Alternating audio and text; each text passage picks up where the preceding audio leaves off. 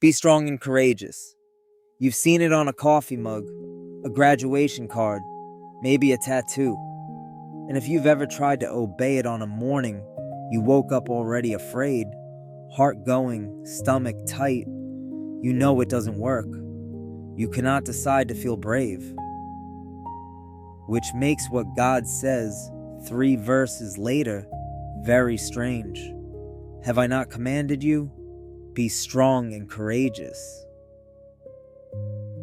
Commanded, not encouraged, not suggested, ordered. And that should stop you, because nobody in history has ever been successfully ordered to feel something. You cannot command a person to feel happy. You cannot command someone to stop being anxious. Try it on anyone you love and watch how well it goes. So either God is demanding something no human being can actually deliver, or those 2 words don't mean what we think they mean. They don't. And the answer is buried in the Hebrew in 2 words that describe something you can absolutely do while your hands are shaking. But before I show you the words, you need to know who was standing there when God said them, because it changes everything. The book of Joshua opens with 5 words. Moses, my servant, is dead. Moses, the man who faced down Pharaoh, who lifted his staff and the sea split, who came down the mountain with the law and a face still glowing. For 40 years, he was the only leadership an entire nation had ever known, and Joshua had been his assistant. 4 decades as second in command, never the one out front, always carrying somebody else's authority. Now Moses is gone, and Joshua is holding all of it. Look at what's in front of him. The Jordan was at flood stage. The cities on the other side were walled, defended by armies far better equipped than anything Israel had. And the people behind him had spent 40 years panicking, complaining, and threatening to turn back. One man, no experience leading, every direction a problem. That's who hears be strong and courageous, not a confident man being congratulated, a terrified second in command on the worst week of his life, which is exactly why the Hebrew matters. The word behind be strong is Chazaq, and it is not an emotional word at all. It's a construction word. Chazaq means to seize, to fasten, to grip and hold. It's the word used for hardening metal in a forge, for repairing a breach in a city wall. It describes something being reinforced from the outside so that it can carry weight it couldn't carry before. Not a mood, a load-bearing capacity. So when God says Chazaq to a man standing at a flooded river with an army on the other side, he is not saying cheer up. He is saying get braced. Something is about to be placed on you. Be reinforced enough to hold it. And that means you can obey this verse on a day you feel absolutely nothing. The morning of the surgery, the hour before the conversation you've been avoiding for 3 weeks, the Monday you go back to the job that's been eating you alive, the night you finally have to tell someone the truth. You are not required to manufacture a feeling first. Quick note before we keep going.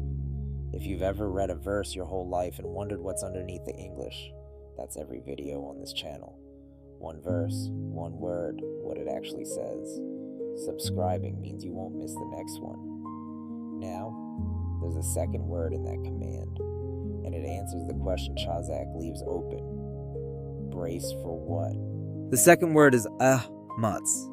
Amats means to be alert, to set your resolve, to confirm yourself in a direction, to make firm what was uncertain.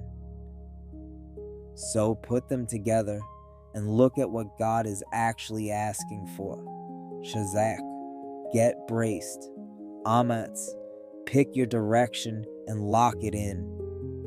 Neither one is a feeling. Neither one requires you to stop being afraid.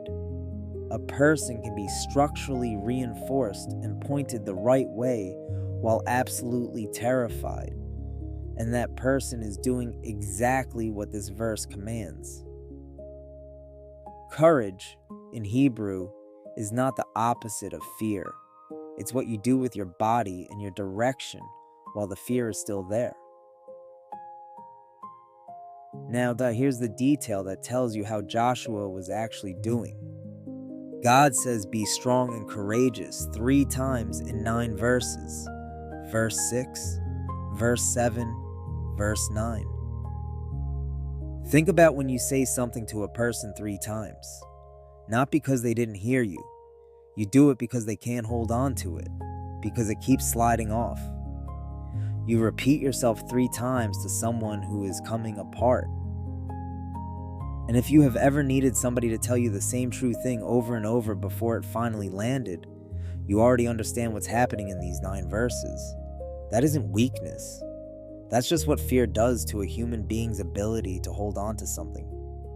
Joshua wasn't being slow. He was being human. There's one more layer here that almost nobody notices. Joshua had heard these exact words before, from Moses. In Deuteronomy 31, in his farewell speech, Moses says it to Joshua in front of the entire nation.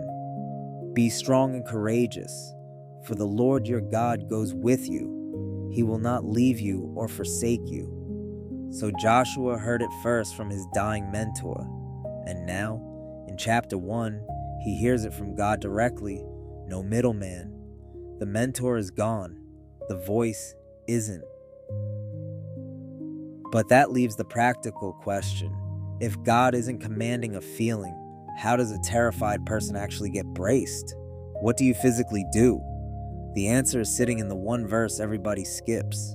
Verse 8, wedged directly between be strong and courageous in verse 7 and be strong and courageous, verse 9. This book of the law shall not depart from your mouth, but you shall meditate on it day and night, so that you may be careful to do according to all that is written in it. Notice how strange this is. God is commissioning a military leader.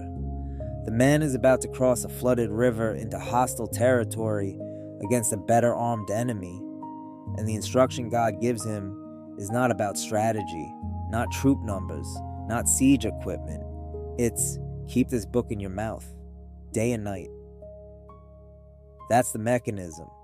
That's where the bracing comes from.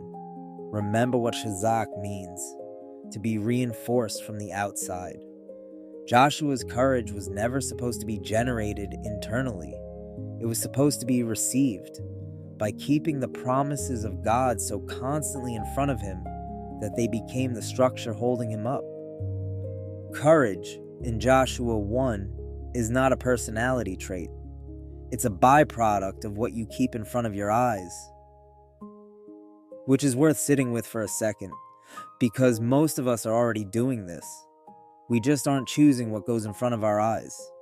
Whatever you check first thing in the morning, whatever loops in your head at 2 a.m., whatever you reread when you can't sleep, that's the thing bracing you, or failing to. Joshua's instruction wasn't think positive. It was choose what holds you up and keep it there. And then comes the ground of it all, the last line of verse 9. For the Lord your God is with you wherever you go. Notice the logic of the whole verse now. Every command is followed by a reason, and the reason is never Joshua. Be strong, not because you're capable. Be courageous, not because the odds are good. Do not be afraid or dismayed, not because the Canaanites are weak, or the river is shallow, or you're more qualified than you think. For the Lord your God is with you. If you've seen our video on Isaiah 41, you'll recognize the exact same structure. Command, then reason, and the reason is always presence. It's the same grammar of comfort, 600 years apart. God does not talk people out of their fear by arguing with it. He answers it by showing up. So here's Joshua 1:9, the way it was written. Not a slogan for people who feel confident. A command given to a terrified second-in-command standing at a flooded river on the day his mentor died, facing an assignment that should have destroyed him. And the command was not feel brave. It was get braced, Chazaq. Set your direction, Amats. Keep my promises in front of you day and night, and go, because I am going with you. Courage in the Bible was never the absence of fear. It's what a frightened person does when they know who is walking beside them. So whatever you're standing in front of this week, the thing you keep putting off, the room you don't want to walk into, the river you can't see the far side of, you don't have to feel ready. You have to get braced. Pick your direction and go, knowing who goes with you. Have I not commanded you? Be strong and courageous. Do not be afraid and do not be dismayed, for the Lord your God is with you wherever you go.